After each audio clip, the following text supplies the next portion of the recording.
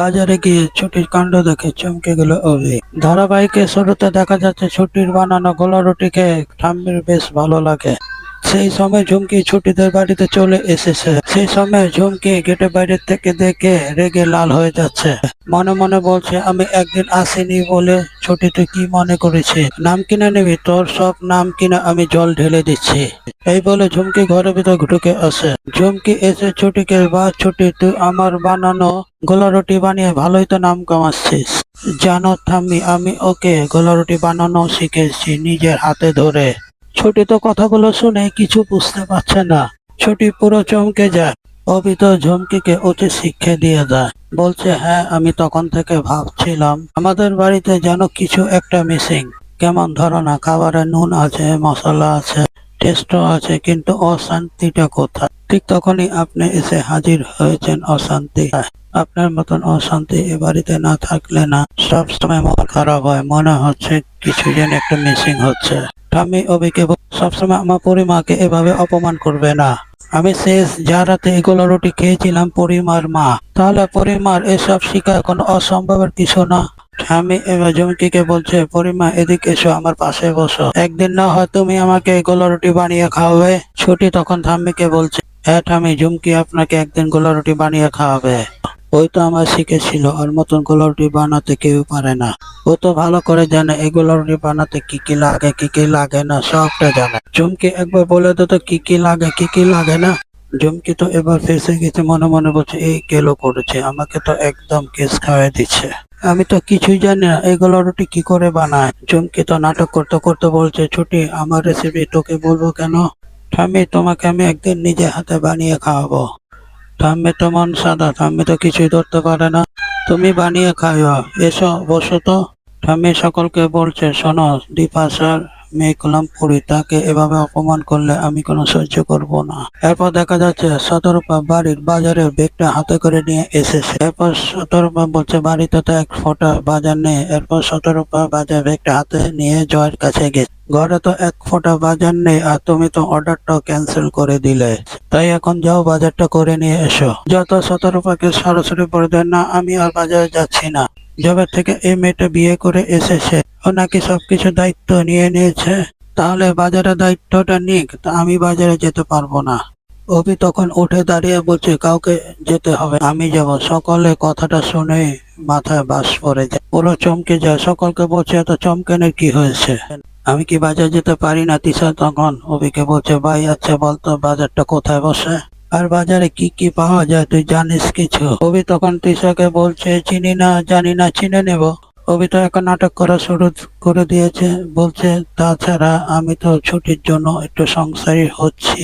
অভি তো শতর উপর হাত থেকে বাজার ব্যাগটা নিয়ে ছুটিকে বলছে, চলো এখন, তুমি একটু আমাকে গেট অব্দি ছেড়ে দিবে। এই বলে অভি ছুটিকে সেখান থেকে টানতে টানতে নিয়ে চলে যায়। আর ঠাম্মি তো পুরো দেখি অবাক, যে ছেলেটা সংসার জীবনে মন দেয়নি, সে ছেলেটা বিয়ের পর ছুটির পাল্লায় পড়ে এখন বাজারে ব্যাগ নিয়ে বাজার করতে চলে গেল। এ মেয়েটা কি জাদু করলো আমার অভির দাদু ভাইয়ের সঙ্গে? অন্যদিকে ছুটি অভিকে বলছে, আচ্ছা আপনার বাজারে যাওয়ার কথা বলার সাথে সাথে বাড়ির লোকদের মুখ এরকম হয়ে গেল কেন? আপনার বাজার করাতে পুরো ঢেঁড়স, তাই তো? অভি ছুটিকে বলছে, আচ্ছা ঠিক আছে, আমি সব বাজার করে নেব, তুমি আমাকে ফোনে লিস্টটা পাঠিয়ে দিও। ছুটি তো অভিকে আস্তে আস্তে বলছে, এমনি তো আপনার ঢেঁড়স, আবার আপনি লিস্ট পাঠাতে বলছেন, যান আপনি। অভি তো সেখান থেকে চলে যায়। সেই মুহূর্তে শতরূপা আর শিখা সেখানে চলে আসে। শতরূপা ছুটিকে এসে বলছে, ছুটি আজকে আমি জানি না বাজারে কি হবে, বাজারের লোকদের আজকে কত কিছু সহ্য করতে হবে ভগবানই জানে। এসব বলে শতরূপা সেখান থেকে পাগলের মতন হয়ে চলে যায়। তখনই দেখা যাচ্ছে ঈশা আর ঝুমকি ছুটির কাছে চলে গেছে। ঝুমকি তো ছুটিকে জানা তাই বলে অপমান করছে, বলছে, আমার হবে হবে বরটা ছিল আর কি, সেই তোর জন্য বাজারে ব্যাগ নিয়ে চলে যাচ্ছে। কিয়া তখন ছুটিকে বলছে, এভাবে মুখে ভালোভাবে বললে হবে না তো। ছুটি, তোমার তো দায়িত্ব ছিল ঘরের সব কাজ তুমি করবে, সারাক্ষণ অভি অভি করলে কি তোমার হবে? ঠাম্মি তো দূর থেকে বসে হুমকি দিয়ে যাচ্ছে, বলছে, ওখানে দাঁড়িয়ে কথা বললে হবে? ঘরের কাজ তো একটাও করা হয়নি, আর ঘর দর কিছুই মোছা হয়নি, এখন যাও যাও গিয়ে মুছে ফেলো। ছোটি তখন ঠাম্মিকে বলছে, ঠিক আছে ঠাম্মি, আমি এই সব কাজ একা হাতে করে নেব। ছোটি তো এবার সময় নষ্ট করে না, তাড়াতাড়ি করে সমস্ত কাজ শুরু করে দেয়। শতরূপা শিখা ছুটিকে বারবার করে সাহায্য করতে যাবে, কিন্তু ছুটি তো ওদেরকে সাহায্য করতেই দিচ্ছে না। এক হাতে সব কাজ পুরো এক্সপ্রেসের মতন করে দিচ্ছে।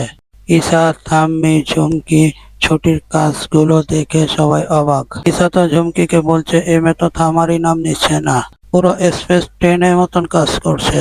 ঝুমকি এবার নাটক করতে করতে বলছে, ঠাম্মি আর ঈশাকে কে শিখিয়েছে কাজগুলো? দেখতে হবে তো, আমি তো ওকে শিখিয়েছি। দেখে শতরূপা ছুটি এতগুলো কাজ করছে দেখে এক গ্লাস শরবত বানিয়ে নিয়ে চলে এসেছে। ছুটি তো কিছুতেই খাবে না আর শতরূপাও ছাড়বে না। ছুটিকে বলছে, তুই খাবি, খা এক্ষুনি বলছি। ছুটি তো বাধ্য হয়ে শরবতটা খায়। ছুটি শতরূপাকে বলছে, মা জানো তো, তোমার মুখে আজকে একটা অন্য কথা শুনলাম। মা, তুমি তো আমাকে সবসময় তুমি তুমি বলে ডাকো, তো কেউ আজকে এই প্রথম আমাকে তুই বলে ডাকলো, খুব আপন মনে হলো জানে তো। শতরূপা তখন ছুটিকে বলছে, হ্যাঁ আমি তো তোমার আপনে, তুমি আমাকে মা বলে ডাকো না। ঈশা তো দাঁড়িয়ে এগুলো দেখে রাগ হচ্ছে। ঈশা তো দূরে দাঁড়িয়ে দাঁড়িয়ে ছুটিকে এবার কথা শোনাচ্ছে। বলছে, এই অনাথদের না একটাই সমস্যা, যাকে দেখবে তার সঙ্গে সম্পর্ক পাতিয়ে ফেলবে। শতরূপা খুব রেগে যায় আর বলছে, ছুটি, আজকে থেকে তোমাকে আমি তুই বলেই ডাকবো।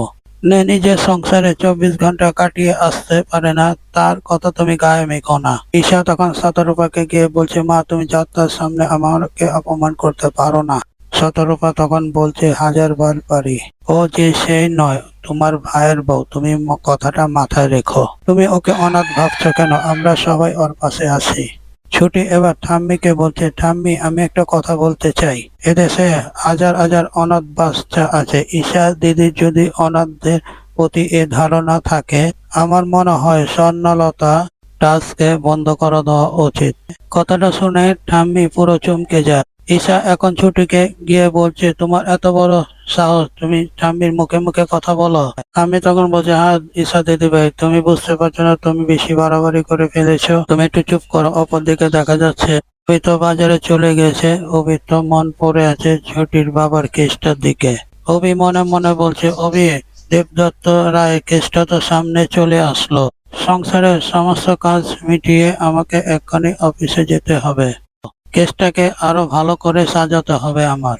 মানুষটাকে একজনের উকিলের চোখ দিয়ে দেখে আমার নির্দোষী মনে হচ্ছে।